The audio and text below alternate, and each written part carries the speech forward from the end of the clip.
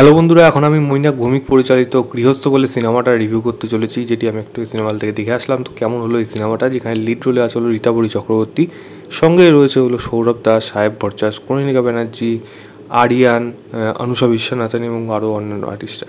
ছোটো করে যদি গল্পটা বলি, রীতাবরী যে একজন সম্ভবত তাকে ধরা হয়, তার হাজব্যান্ড তাকে মনে করে যে তার খুব একটা বেশি সুস্থ না মানসিকভাবে। তার বাড়ির পাশে হঠাৎ একদিন কয়েকজন নেইবার আসছে এবং তাদের সাথে একটি মেয়ে এই রীতাবরীর সাথে একটা বন্ধুত্বপূর্ণ সম্পর্ক রয়েছে। এবার এই বাড়ির পাশের বাড়িতে এমন কিছু ঘটনা ঘটছে যেগুলো কিন্তু স্বাভাবিক না, যেটা রীতাবরী বারবার দেখতে পাচ্ছে নিজের বাড়ির থেকে, এবং সে যতই এগুলো প্রতিবাদ করুক কিন্তু কেউ তাকে মানছে না, তাকে সবাই পাগল ভাবছে।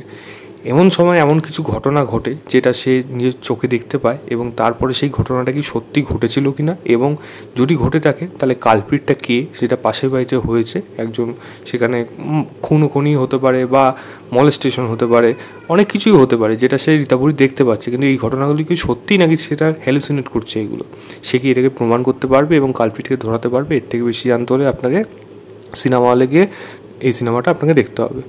দেখুন, প্রথম কথা হলো মৈনাক ভৌমিকের কাজ, যেটা আমি কিছুদিন আগে এটা এসেছিলো ভাগ্যলক্ষ্মী, ওটা কিন্তু দেখেছিলাম। ওটার মধ্যে ট্রিটমেন্ট ওয়াইজ মৈনাক ভৌমিকের জন্য আমার কিন্তু বেশ ভালো লেগেছিলো যে মৈনাক ভৌমিক এরকম ধরনের কাজ করেছে। এই সিনেমাটা কিন্তু একেবারে ব্যাটে বলে হয়নি, যেটা কিন্তু পরিষ্কার দেখে বোঝা যাচ্ছে, এবং সত্যিকারে একটা সময় সিনেমাটা কিন্তু মাথা ধরে যাচ্ছিলো। প্রথম জিনিস হলো, দেখুন, আমি যদি সিনেমার ভালো জিনিস বলি, সিনেমার আইডিয়াটা কিন্তু খারাপ না, গল্পের আইডিয়া একটা ভালো রকম থ্রিলার কিন্তু করা যায় এটাকে নিয়ে, এবং কনফিউজ করা যায় পুরো অডিয়েন্সকে। সেটা যদি ভালো রকম গল্পটাকে যদি ভালোভাবে লেখা হতো, আইডিয়া ওয়াইজ ভালো, বাট আমি এক্সিকিউশন ওয়াইজ সিনেমাটা হয়তো সেরকমভাবে যেতে পারিনি। ডেফিনেটলি গল্পে আমি আইডিয়াটাকে খারাপ বলবো না, এটাকে ভালো বলবো। আমি পারফরমেন্সে যদি কথা বলি, সৌরভ দাস, সাহেব, তারা একটা ঠিকঠাক পারফর্ম করেছে। তারা মানে সৌরভ দাসে তো খুবই কম পোর্শন রয়েছে, যেটুকু ছিল ভালো লাগছিলো তবু, কারণ মেন লিড কাস্ট রীতাবরী এত মানে মাথা ধরে দিয়েছিল।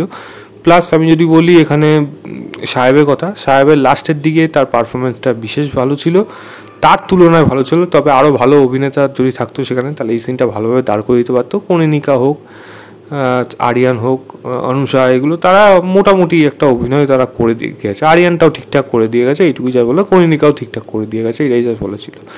এবার আর যদি ভালো এই সিনেমার মধ্যে কিছু থেকে থাকে, তাহলে কিছু সময় সাউন্ডের ট্রিটমেন্ট এবং লাইটের কাজ কিছু জায়গায় আপনাকে একটু হর্ন করতে বা কনফিউজ করতে কিন্তু বাধ্য করবে, যেটা আইডিয়া ওয়াইজ হয়তো ভালো, কিন্তু এক্সিকিউশন ওয়াইজ আবার যেটা বলবো যে খুব একটা কিন্তু সেরকমভাবে দাঁড়াতে পারেনি। এবার এখান থেকে মেন জিনিসে খারাপ ঢুকে যাবো। এই সিনেমার প্রধান খারাপ জিনিস কি? মেন হলো এই গল্প, মানে চিত্রনাট্য। আপনি যখন কোনো এরকম থ্রিলার দেখবেন, তো আপনাকে না প্রথম থেকে হুক করে রাখতে হবে, এবং যেই ঘটনাটা ঘটছে সেটার পেছনে প্রপার লজিক ঠিক সময় গিয়ে দিতে হবে, এবং লজিকটা যখনই তো ব্যাটে বলে পুরো হয়ে যাবে, তখন গিয়ে আপনি চমকে যাবেন যে এরকম, এই বাবা এইটা কি দেখিয়ে দিল, মানে ভাই এরকম ধরনের ঘটা ঘটলো যেটা আমি আগে ভাবতেও পারিনি। এই গল্পটা পুরোপুরি প্রেডিক্টেবল, মানে কী হচ্ছে, কেন হচ্ছে, কার ঘটনা কী হয়ে আছে, পুরোটাই আপনি আগের থেকে ধরে বসে থাকবেন যদি একটু সিনেমা দেখার টেস্ট থাকে। এই ধরনের সিনেমা রীতিমতো 90s বাংলা সিনেমা যারা দেখে, এখনও যারা টিভিতে দেখে, তাদের জন্য এই ধরনের সিনেমা, তারা অত দেখবে না, কারণ তাদের কাছে এই সিনেমা খুব বেশি ওয়ার্ক করবে না। তাদের কাছে এই ধরনের সিনেমা থ্রিলার হয়তো কাজ করবে।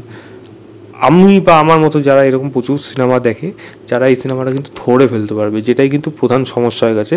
গল্পটা লুকিয়ে রাখতে পারেনি, যেটা কিন্তু ভালোভাবে করা যেতে পারতো এই সিনেমাটার মধ্যে একটা দারুণ হয়ে যেত কাজটা, কিন্তু সেটা কিন্তু করতে হবে। আমি এটুকু বলবো, মানে ভাগ্যলক্ষ্মী গল্পটা একটা অন্য ধরনের গল্প ছিল, কিন্তু সেটাকে তবু আমি বেটার অনেক বলছিলাম। কিন্তু এই সিনেমাটায় কিন্তু একটা ভালো গল্প হওয়া সত্ত্বেও কিন্তু আমি একটা ভালো সিনেমা হয়েছে সেটা বলতে পারবো না, জাস্ট এই দুর্বল চিত্রনাট্যের জন্য। এবং মেন কথা হলো 2 ঘন্টারও সিনেমা না, তবুও কেন মনে হয় সিনেমাটা এত টেনে টেনে বড়ো, কারণ সিনগুলোকে এনগেজ করে করে, মানে ড্র্যাগ করে করে বড় করা হয়েছে। এই সিনেমাটা 1.5 ঘন্টার মধ্যে শেষ করা যায়, এতটাই ছোট এই সিনেমাটাকে গল্পটা অ্যাটলিস্ট ডিজার্ভ করে। সেখানে আরও 20-25 মিনিট ধরে নেওয়া, এক্সট্রা ধরে নেওয়া, জাস্ট ভেবে দেখুন তাহলে কোন জায়গায় গিয়ে দাঁড়িয়েছে সিনেমাটা। যেটা আমার মনে হয় এখানে আরও অনেক শার্প স্ক্রিন প্লে রাখতে পারতো, এডিটিং আরও বেশি শার্প হতে পারতো, এবং ফাস্ট ফেজে কাজটাকে যদি এগোতে পারতো, এর থেকে একটু বেশি ফাস্ট ফেজে, মানে যতটা স্লোতে করেছে, স্লো পেস কাজই এটা ডিজার্ভ করে। কিন্তু যদি ফাস্ট পেস এর থেকে মানে একটু যদি ফাস্ট হতো গল্পটা, মানে একটা জায়গায় ঘটনা একটা জায়গাতেই স্টে হয়ে গেছে, এরকম ধরনের হয়ে যাচ্ছে। তো একটা সময় গিয়ে সেটা আর মানে ড্র্যাগ হয়ে যাচ্ছে, মনে হচ্ছে দূর এতক্ষণ কেন আমি স্ক্রিনের মধ্যে থাকবো, আর এরপরে কী হবে সেটা দেখাক, এবং সেটা আপনি অলরেডি ধরে বসে রয়েছেন যে কী হবে সেটাই হচ্ছে। তো সেটাই হয়ে গেছে প্রবলেম এই সিনেমার জন্য, যার জন্য সিনেমাটা কোনোভাবে কিন্তু দাঁড় করাতে পারিনি। গানের উপভোগ এখানে খুব একটা বেশি নেই, তো সেটা গানের মনে হয় প্রয়োজন ছিল এখানে। রীতাবরী ক্যারেক্টারটা যেরকম লেখা হয়েছিল এখানে, সেখানে গানের দরকার অবশ্যই দরকার ছিল সেখানে, যেটা আমি এখানে একেবারেই পাইনি। গীতাবতীর সাথে সৌরভ দাসের যে সম্পর্কটা সেটা ভালোভাবে মানে ওটাকে লেখাই হয়নি ঠিকঠাকভাবে।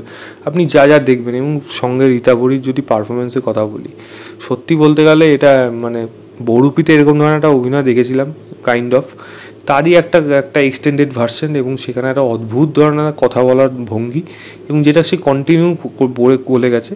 যদিও ঠিক আছে, চরিত্র খাতিরে আমি মেনে নিলাম সে সেটা এরকমভাবেই বলেছে, কিন্তু তার পারফরমেন্স আমি যেটা এক্সপেক্ট করবো, বা এরকম ধরনের রোল সে যখন প্লে করছে সেই যে জিনিসটা করবে বা সেই জিনিসটা করতে পারে, সে কিন্তু খারাপ আর্টিস্ট না, কিন্তু ভালো পারফর্ম করে দিতে পারে। কিন্তু যখনই দেখতে পাচ্ছি জিনিসটা তাই সেটা মানে ওভার হয়ে যাচ্ছে, তখন গিয়ে সেটা সমস্যা গিয়ে দাঁড়ায়, যেটা তার এই অভিনয়ের মধ্যে, এই সিনেমাটার মধ্যে আমার দেখে মনে হয়েছে। তার পারফরমেন্স কিন্তু আমার খুব একটা ভালো লাগেনি, এটাই জাস্ট বলার ছিল। ক্লাইম্যাক্স ছবির তুলনায় হয়তো বেটার, তবুও বলবো একটা ডাল, তবে সেরকম না খুব আপনি আপনি গেস করে বসেই থাকবেন যে কী হয়েছে, তো সেটা যা সময়ের অপেক্ষা আপনার চোখের সামনে দেখাবে। মেন কথা হলো এরকম থ্রিলার সিনেমায় সাসপেন্স বিল্ড করার জন্য ব্যাকগ্রাউন্ড মিউজিক কিন্তু ভালো হওয়ার প্রয়োজন। বিজিএম কিন্তু এখানে খুব একটা বেশি ভালো হয়নি, যার জন্য আপনি হয়তো সেই ফিলিংসটা বা সেই মানে একটা কিছু হবে এরকম ব্যাপারটা, বা একটা আপনার স্ক্যারি ব্যাপারটা থাকবে। আপনার মনে হবে এই হয়তো আমার উপর কিছু হচ্ছে, বা যাকে দেখছেন তার উপর কোনো অ্যাটাক হচ্ছে, সে হয়তো সাবধানে থাকবে, এই ব্যাপারটা কিন্তু ক্রিয়েট করতে পারে বিজিএম দ্বারা, সেটা কিন্তু হয়ে উঠতে পারেনি, যার জন্য কিন্তু সিনেমাটা পুরোপুরি ভুগবে। বিশেষ করে যেটা বললাম চিত্রনাট্য, এই সিনেমাটা সবথেকে বড় খারাপ জিনিস এই সিনেমা যেটা হয়ে দাঁড়িয়েছে। আমার কাছে সিনেমাটা খুবই একটা বাজে সিনেমা, আমি ম্যাক্সিমাম এটাকে 1 স্টার দেবো আউট অফ 5 বলবো। যদি দেখার ইচ্ছা হয় দেখতে পারেন, দেখে জানাবেন আপনাদের কেমন লেগেছে। আমি যেটা থাম্বনেলে লিখেছিলাম সত্যি আমার ওরকমই হয়, একটা সময় মনে হচ্ছিল হল ছেড়ে বেরিয়ে আসি, খেলা এসে দেখি, খেলা এসে এখন দেখলাম জাস্ট কিছুটা মনটা ভালো হলো, এটাই জাস্ট বলার ছিল। এনিওয়েজ এই ছিল আমার ওভারঅল রিভিউ গৃহস্থ বলে সিনেমার। ভিডিওটা ভালো লাগলে লাইক শেয়ার, চ্যানেলটাকে অবশ্যই সাবস্ক্রাইব করে দেবেন। বাই।